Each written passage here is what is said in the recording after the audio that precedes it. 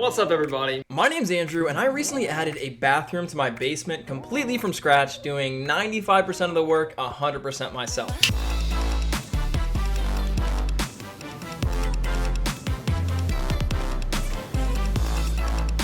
Although I documented the entire basement bathroom addition process on YouTube, that's hours of information. So in this video, I took the most important points from those videos and condensed it down into what I call a 30-minute masterclass, which is gonna optimize the amount of information you learn about adding a bathroom to your basement in the least amount of time. I hope this video helps you out, and I have timestamps down below which are gonna help you to navigate to all the different projects included in the basement bathroom addition process. Thanks for watching, and let's get started. So just like with any project, you're gonna need to spend a lot of time thinking and planning out your bathroom addition to your basement before you can actually make it happen. First, you wanna think about where your actual sewer stack is and where you're gonna connect the plumbing to the main sewer stack. And you also wanna think about if you're gonna be able to do it below grade or if you're gonna need some kind of pumping system to pump the sewage up to a higher elevation where it can drain into the sanitary sewer. So after identifying my sewer stack, I started by marking the general outline for where I wanted to put the bathroom by using some tape on the floor just to get an idea of where everything was going to be placed. So here's a quick tour before we get started. So the idea is we'll put a barn door right here that'll open up that way.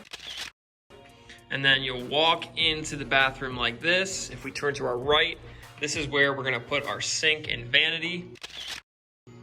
And then we'll have a partition wall that goes here and also on this side. And then once we have that partition wall, we'll put the toilet right there.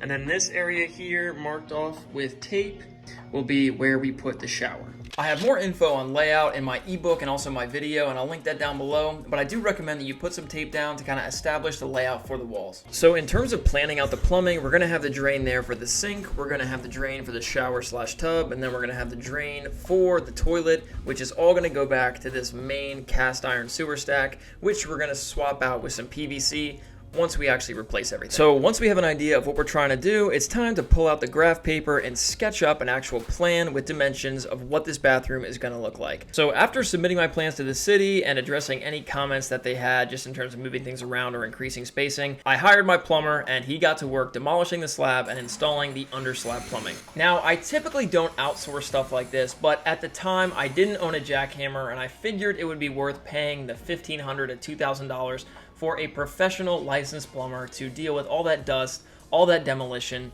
and because it's underneath the concrete slab of my house, I didn't want to make a mistake, and I figured having someone who knew what they were doing do it would be worth the money. I don't do this often, but for something like this, I thought it was worth it. So as you can see here, they're laying out the rough plan for the toilet drain and the tub drain. Here's a look at the cast iron pipe that was removed. And at this point, they were digging down deep so they could make the connection to that sewer stack that goes out to the street. And fortunately, from a cost perspective, our sewer pipe was deep enough where we didn't need a sewage pump. And then they installed this check valve which limits flow to going out towards the street and eliminates the possibility of backflow coming up into the house. After the plumber had all of the piping and valves installed for the under slab plumbing, he mixed up some cement and applied it, and the idea is he'd add enough cement where it would be level with the existing finished floor concrete on both sides. After the contractor backfilled around the plumbing with concrete, here's what we looked like preliminarily, and now I'm going to give you a quick narration from what I was observing in the field. Okay, so at this point we replaced the cast iron with the PVC all the way down. You see we have a clean out right there, and then we have the check valve for our washer and dryer. Right there is the backflow preventer valve that just prevents any backups in the sewer from coming back into the house. And that line goes here. I'm gonna switch around real quick. So right here's the bathroom.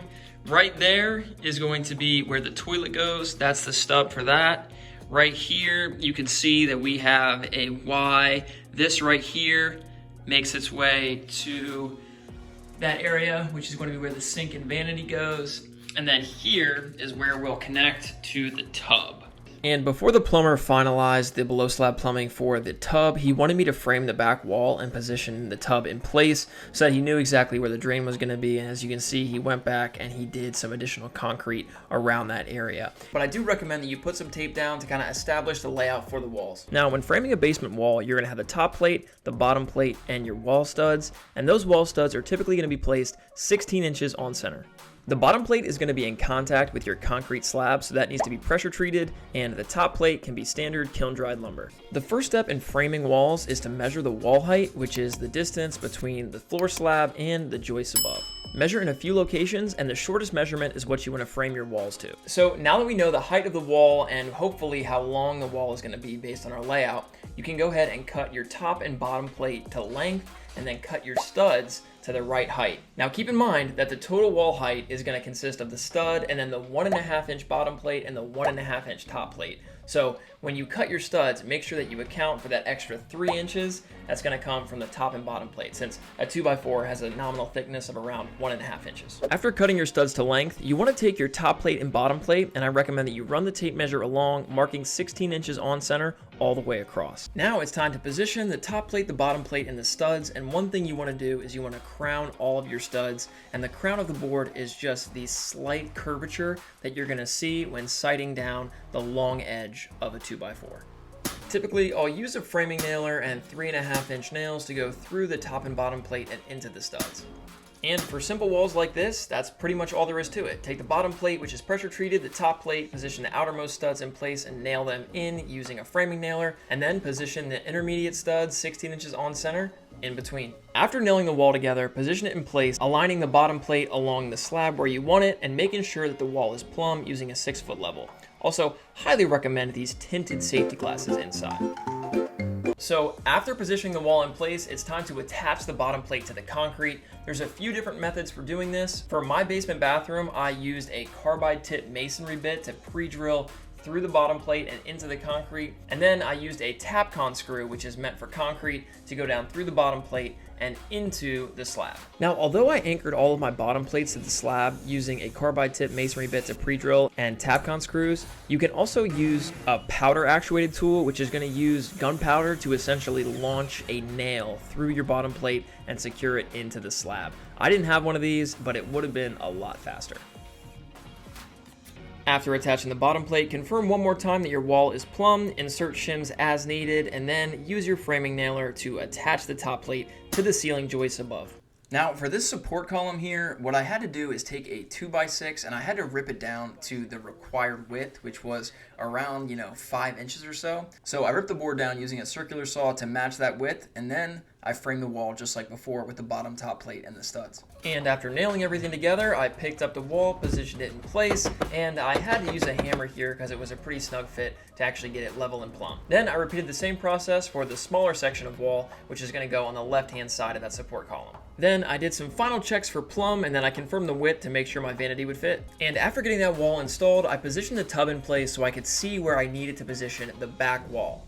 Okay, so before the plumber can actually set the tub, what he asked me to do, this is where the tub's going right here, he asked me to go ahead and frame in this back wall. So as you can see, I already framed in the front wall, and then these tubs are 5 feet long typically, so that's obviously 5 times 12 puts us right at 60 inches. So from there to here, I measured out just a hair over 5 feet for this wall.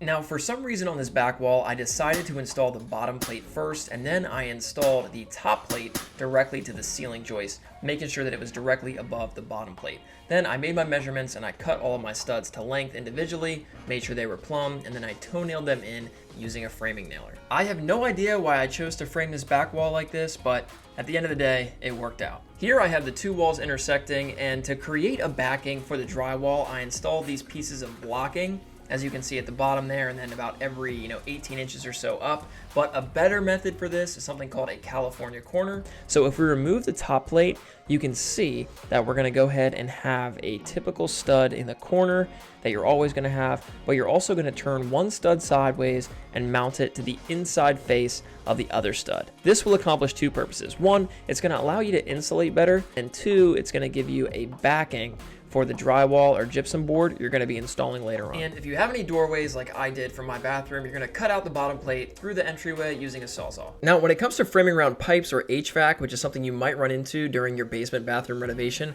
I like to use the method where you hang a rail and then you install a piece of OSB with a mounting board on the bottom. I have a dedicated video on my channel showing how to do this, so you can check that out if you're interested. And unfortunately, I wasn't able to get footage of the contractor hooking up the drain for the tub, but he did did that at this stage of the project. Now, after installing the walls, it's very evident that these floors are very uneven. So we're definitely gonna have to apply some self-leveling concrete before we can install our LVP flooring.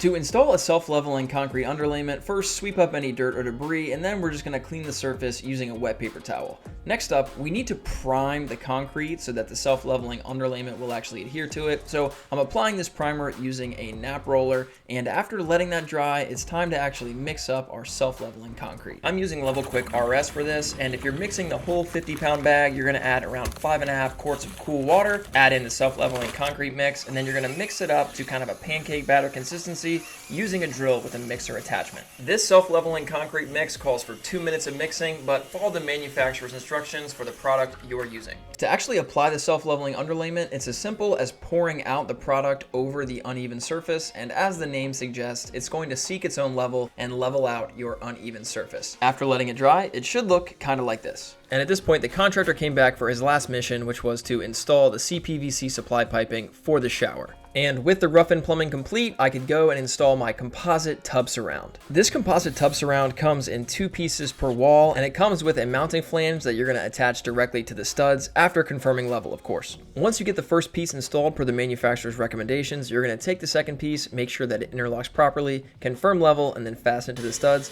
just like before. For the tub surround near the shower faucet and valve, I had to cut out the penetration using a saw cut bit, then I positioned it in place, made sure it fit properly, and then attached it to the studs through the flanges, just like before. After getting the tub surround installed, it was time to move on to drywall, and honestly, if there was one project I wish I outsourced, it was the drywall. Drywalling is such a pain in the butt, and I used this green mold-resistant drywall for most of the locations in my bathroom, cut out the penetrations around the valves and supply lines for the toilet, as you saw there, and as you can see, framing and drywalling around these HVAC ducts and pipe was a nightmare based on the intricacies of that arrangement, but eventually we got it done. Secure the drywall to the studs every 12 inches or so on center, and I'm not going to go into too much detail on drywalling since I'm not an expert at it, but I do have a basement drywall tips and tricks videos that you can check out on my channel. But honestly, there's a lot of pros that have some really good tutorials out there, so in terms of drywall, I might recommend that you go to somebody else. And when I say that, I'm mostly referring to the finishing process, not so much hanging drywall. Hanging drywall is not too bad, but the process of taping,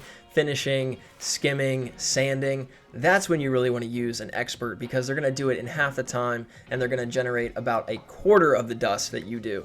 It's just going to be a little bit brutal if you're not a pro. At least it is to me. You might have better luck with it and actually enjoy the process. But after sanding, here's what we were left with in the bathroom. As you can see, we generated quite a bit of drywall dust during the sanding process, but finally we were done and I was able to sweep all of that dust up. Vacuuming's probably a better bet. And then I went back and I just painted the walls using a large nap roller for the walls, a smaller nap roller for the hard to reach places, and then I did the touch-up work, obviously, with the paintbrush. Next up in the project, it's time to install our luxury vinyl plank flooring, and I started by mopping up any dust. And because LVP is a floating floor, you want to allow for a little bit of space for the floor to expand and contract with changing temperatures. So put some spacers around the room. A quarter of an inch is fine. For my basement bathroom, I'm using Metro Floors Engage Inception LVP, which is waterproof and has an underlayment attached to the backside, which I think is well worth the money. I had to install underlayment separately for another project, and it was not fun. LVP is manufactured with a groove edge and a tongue edge. The tongue edge is going to be positioned towards the starting wall, and the groove edge is going to be towards the middle of the room. To interlock 2 tiles, insert the tongue into the groove, and it forms a nice watertight seal. When installing the adjacent tile, insert the tongue into the groove and then slide it over so that the short edge of the tongue rests inside the groove of the board installed previously, and use a mallet to secure the boards together. And for every single LVP installation, you're going to need to learn how to cut the boards. To cut LVP, I recommend that you transpose the measurement onto the face of the LVP and then use a carpenter square and a utility knife to score the face of the LVP. Then flip the board over, snap it along the scored lines, and use a utility knife to cut through the underlayment on the bottom. This is the best way to cut LVP, at least according to me. Now that we know how to actually install LVP, let's move back into the bathroom, and as you can see here, I'm inserting the tongue edge into the groove edge of the row that was installed previously, and I had to notch around that wall using a jigsaw. I recommend that you mark cuts like that using a carpenter square and a Sharpie, and then a jigsaw is the best way I found to cut those boards out. Over on the left-hand side, I want to make sure that it's a clean, even line between the boards because I'm going to install a piece of molding there in a minute, and once everything looked even, I used the mallet to secure the short edges together. Additionally, as part of the LVP installation kit I got on Amazon, there's a tapping block that you can use to make sure the boards are interlocked perfectly. At this point, we're in the narrow quarter of the bathroom between the wall and the tub, and I could have staggered the joints here, but I got a little bit lazy and just did straight full boards. Here's a look from the other angle showing how I'm taking the tongue edge of this next board, inserting it into the groove edge of the board previously installed, and then snapping it in place. Now, the next LVP board we install is going to go over top of this toilet pipe here, which is eventually going to be our toilet flange. So I made a few measurements to determine where that pipe was going to actually intersect with the board, and then I found this roll of mesh tape to be a pretty similar circumference to the actual pipe, so I used it as a template to mark the cutout penetration. A Sharpie was better for this since you can see it better when you make the cut. To cut out this circular penetration, I first drilled a hole through the center, then I used a jigsaw to go through that center hole, and then I cut around the circumference of the penetration. This wasn't a perfect cut, but the toilet's gonna cover it up anyways. After making the cut, I positioned it in place. It turned out to fit pretty nicely, and then I inserted the tongue edge into the groove and locked it in place. Because the last piece of LVP was a bit narrower than a full width board, I was gonna have to rip it down. And to do that, I measured the distance between the last piece installed and the wall, then I transposed that width onto a new piece of LVP that I then ripped down to size using a circular saw. After ripping the board to length, I went back and vacuumed up any dirt or debris that might have accumulated in that last spot, and then I positioned the final board in place, interlocked the tongue with the groove, and then I used a pull bar, which came with my Amazon LVP installation kit, to pull it in place, making sure that it was interlocked properly. We're gonna go back and install baseboards around the bathroom in a minute, but right now let's install the LED bathroom mirror.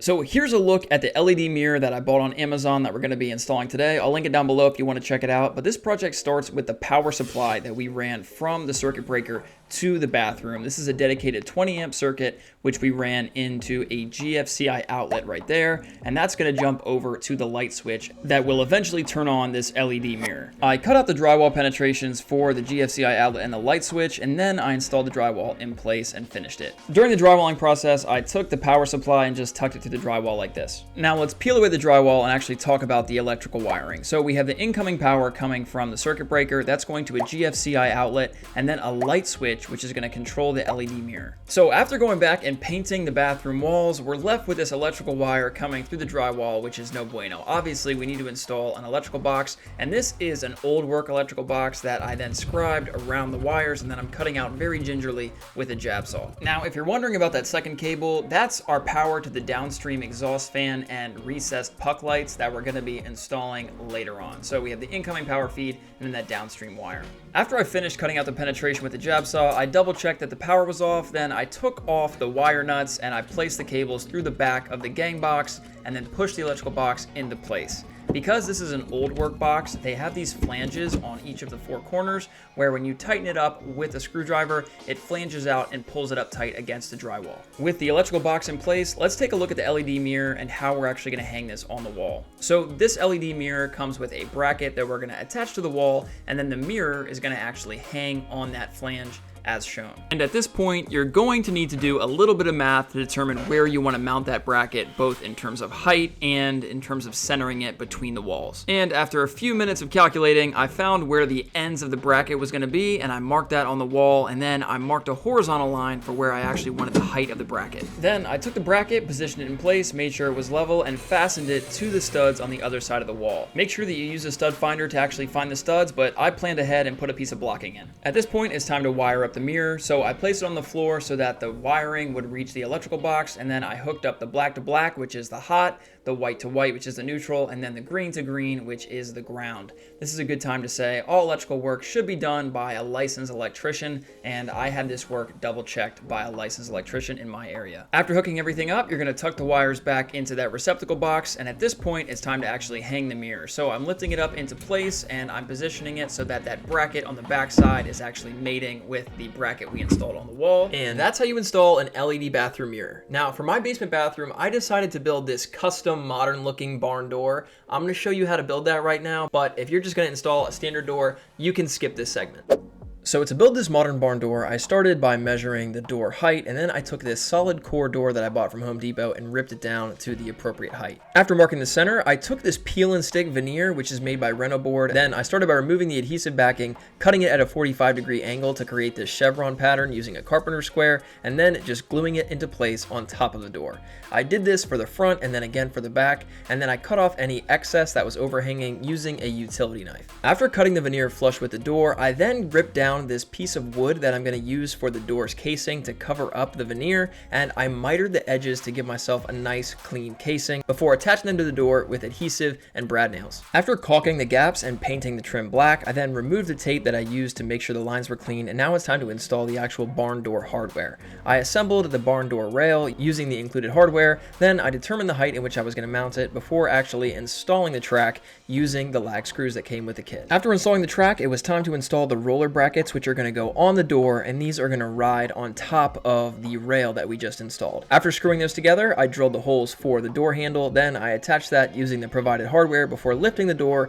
positioning it on the track, and giving it a test to make sure that everything was moving along smoothly. Once I was happy with how it was rolling along, I installed the guides at the bottom of the door that are going to ensure that the door stays on the proper travel path. Now at this point, let's go back in the bathroom and install the toilet. Now if we rewind a bit, you'll remember that we have a 3-inch stub up for the toilet here. And because we're installing a 10-inch rough-in toilet, I positioned the back wall 10.5 inches from the center of the pipe, because once we add the 1/2-inch drywall, that'll be 10 inches away from the wall. Now, as far as the supply piping, the contractor installed 1/2-inch CPVC, which is going to connect to the toilet fill valve. In terms of where to position this, move it 6 inches over and then 7 inches up where you want to position that pipe through the wall. I had to cut off the cap here so I could install the 1/2-inch angle valve, which is going to connect to the supply hose. After cutting the pipe, I deburred any of the rough edges, and then I applied some PVC primer and CPVC glue and pushed the angle valve into place. I like to hold the valve for around 15 to 30 seconds just to make sure that solvent weld is strong. Next up, I cut the 3-inch drain pipe for the toilet using a reciprocating saw and made sure it was flush with the concrete slab. Then I pre-drilled the holes for the toilet flange, which once done is going to allow me to take some Tapcon screws and secure the toilet flange to the concrete slab. To do this, I used a hammer drill and a carbide tip masonry bit. After pre-drilling the holes, I vacuumed up any dust. Then I applied primer to the inside of the pipe as well as the outside of the closet flange. Then I took some PVC glue, applied it around the closet flange and the inside of the pipe, positioned the closet flange in place, making sure the penetrations were above the screw holes, then secured the closet flange to the slab using Tapcon screws. For my basement bathroom toilet, I went with a wax-free toilet seal, and I started by installing the Johnny bolts before putting in the washer, getting those in place, and then I installed the wax-free seal on top of it. After getting everything positioned properly, I took the toilet, made sure that it was seating properly on top of the wax-free seal, and once I was content, I installed the washer, tightened it down with the nut, and I used shims as necessary to get the toilet bowl perfectly level. Once the toilet bowl was in place, I took the tank, inserted it on top of the toilet bowl, and then secured it underneath using the bolts that came with the toilet. After confirming level, I hooked up the supply line, and I highly recommend that you flush the line before connecting it to your toilet, just to make sure all the dirt and debris is out. After connecting the supply line to the bottom of the toilet tank, I cut off the excess bolt length on the toilet base and installed the decorative cap. Then I turned on the water supply going to the toilet tank, let it fill up, and after giving it time to fill, I flushed the toilet to test that everything was functioning properly and that we didn't have any leaks on the tank and also on the bottom of the toilet. After confirming that we did not have any leaks, thankfully, I installed the toilet tank, installed the escutcheon around the supply line, installed the toilet seat, and then it's optional to apply silicone around the base of the toilet. And now that we have the LVP flooring and the toilet in place, I identified the stud locations and applied baseboards around the perimeter of the bathroom. And to seal the gap between the tub and the LVP, I caulked. To install a drop ceiling in a basement bathroom, you first want to establish a level line across the top of your ceiling, and this line is going to be used as a reference to install your border panels and make sure they're perfectly level all the way across. These border panels are going to be installed using a self-tapping metal screw going into the studs, and these border panels are going to support the drop ceiling around the perimeter of the room. To cut the border panels, use some tin snips as shown. For the inside corners, you can either butt the two border panel pieces together as shown here, but in my case, I like to overlap one over the other as shown. And for the outside corners, it's recommended that you miter the border panels at a 45-degree angle using tin snips, and then you're gonna match the two 45-degree angles up to each other to create that 90-degree outside corner. Continue to install the border panels around the entire perimeter of your basement bathroom, and once the border panels are in place, you can start planning out the actual grid layout for your drop ceiling. For this, I recommend that you use some graph paper. And here's a quick photo of a sample layout. Feel free to pause the video, but I also recommend if you're gonna install any kind of soundproofing insulation, do that before you install the grid. Now, to support the grid, we're installing something here called quick hang hardware, and that's proprietary to the Armstrong drop ceiling. And once you have those in place, you're going to cut your main beam, position one side on top of the border panels, and then support it in the center using the quick hang hardware. After getting your main beam installed, you're going to take the cross tees and you're going to start assembling the grid. The openings in the main beam are 24 inches apart, so it's going to match up with a 24 by 24 inch ceiling panel, and then you're going to click each of the cross tees into the main beam. Then confirm your grid is level. Now, unlike other drop ceiling panels, these are made out of PVC, so they're not going to get all yellow and discolored at the first sign of water. And because this basement bathroom is so small, most of the full-size drop ceiling panels received a recessed light as you're seeing now, so I cut out the penetration using a utility knife and the template. Then I made the electrical connection before pushing the drop ceiling panel into place and testing the light. Then I repeated this process for all the rest of the drop ceiling panels that required a recessed light. Next, I measured the size of the border panels, then cut them to length to the appropriate size using a utility knife and a straight edge. To cut those full panels, it's pretty easy. You're just gonna score and snap along the cut line, and then you're gonna install them up in the grid. As you can see right here, I had to cut out the penetration for the exhaust fan, and to install that, I first positioned it in place to make sure it'd be right on top of the drop ceiling panels. Then I installed the mounting screws and then mounted the exhaust fan in place. After getting it mounted, I made the electrical connections, and now it's time to worry about the ducting. First, I hooked up the exhaust fan discharge duct by taking the 4-inch flexible foil duct and attaching it to the manifold that attaches to the exhaust fan. After clicking that in place, I took the discharge end and I ran it through the bathroom to the discharge, which is going to go through the CMU wall in my foundation. If you have a good hammer drill, drilling through this cinder block is going to be no problem at all, as long as you're on hammer function and you hold the drill nice and level. And here's a quick look at me completing that core drill on the inside of my basement. After drilling the penetration, I took my vent discharge kit and I started assembling that according to the manufacturer's recommendations. As you can see, I'm using some foil tape to make sure the connection is secure, and then you're going to run that 4-inch hard pipe duct through the house before securing the discharge vent to the house using a carbide tip masonry bit to pre-drill and then Tapcon screws to secure it in place. After weatherproofing the exterior of that hood, I went on the inside and applied some expanding spray foam insulation just to seal up that penetration. Then I connected the 4-inch flexible hose to the 4-inch hard pipe duct that goes outside the house, and then I completed the rest of the exhaust fan and the drop ceiling installation. At this point, we grabbed the vanity that we're gonna be installing in this basement bathroom and we slid it into place. We started with the base, and then we took the top of the vanity and positioned it over top. To install the faucet handles, start by caulking the underside, then position them in place and tighten the lock screw on the bottom. Then I completed a similar process for the actual faucet, tightening everything up underneath. To connect the faucet spout to the handles, it came with push-on connections, so you're gonna take the hose and push them into place using the quick connects, and you should hear a click once it's attached properly. And you can gently pull down on the hose to test. Next, flush out the lines to remove any dirt or debris, and then connect the faucet handles to the supply valves that we installed previously. Next, we're going to install the sink drain assembly, and this starts by putting some silicone on the underside of the flange and then threading in the tailpipe that goes on the bottom before tightening everything up from underneath. With the tailpiece in place, it's time to install the trap adapter, and after gluing that in with PVC glue, you're gonna take your P-trap, install the slip nuts and slip washers, and then assemble the whole P-trap assembly together. After tightening everything up, I moved to the top of the vanity and I cut the 3 pieces of backsplash stone to the required size, and then I caulked the base, positioned those in place to kind of create that 3-piece surround to prevent water from going over the back and the sides. Then I caulked along the wall and also between the backsplash and the vanity. Finally, give the sink a test, make sure the water is functioning properly with hot and cold, and make sure you don't have any leaks on the underside. With the rough-in plumbing for the shower in place, it's now time to install the shower trim kit. This is the Delta Ashland trim kit, which I got on Amazon. I'll link it down below if you're interested. But to install this, you first need to cut the copper supply pipe for the tub spout to size using a pipe cutter. After making that cut, you're gonna clean up any of the rough edges and clean the outside of the pipe too with an emery cloth. Next, we're gonna take our gasketed slip-on connection, slide that over top of the copper supply pipe, and then you're gonna secure it to the copper pipe using an Allen wrench. After tightening that in place, you're gonna take the tub spout, and as you can see, there's a threaded connection at the back. You're gonna slide that over top of the gasket and then tighten it up by screwing it clockwise onto that threaded connection on the back there. Continue to tighten it until it's flush with the tub surround. Next up, we're going to install the shower head, and to do that, I'm gonna take the shower head pipe and I'm gonna wrap the threads with Teflon tape before also applying some pipe dope around the threads just to ensure that I'm gonna have a watertight connection. Then you're just gonna thread the male end into the female end, tightening it up until it's positioned properly, and here's a look from the other side. For the shower handle, you're first going to put on the bonnet by screwing that in place, and then you can adjust the anti-scald settings if you want to.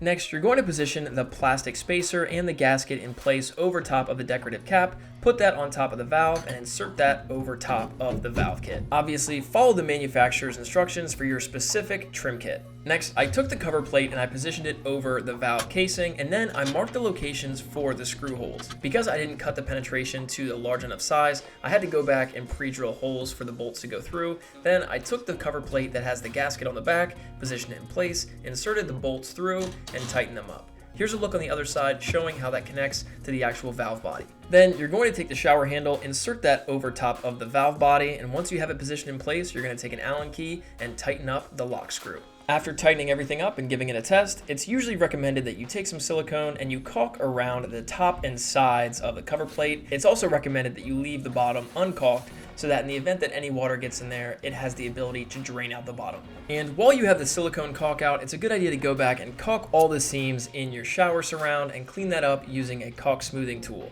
Also, if you're not super confident with caulking, you can also tape both sides, leaving a small gap in between, and then when you remove the tape, it should leave you with a nice straight bead between the gap.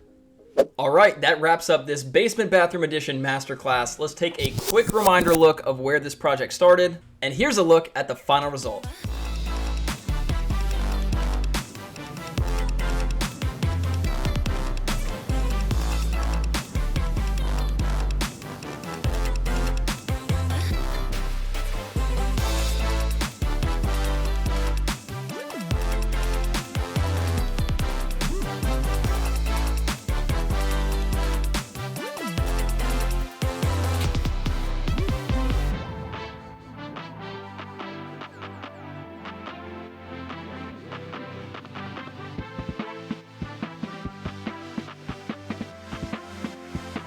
Thank you guys so much for watching. If this video helped you out, I really would appreciate if you could drop a like down below and subscribe to the channel if you like DIY content like this.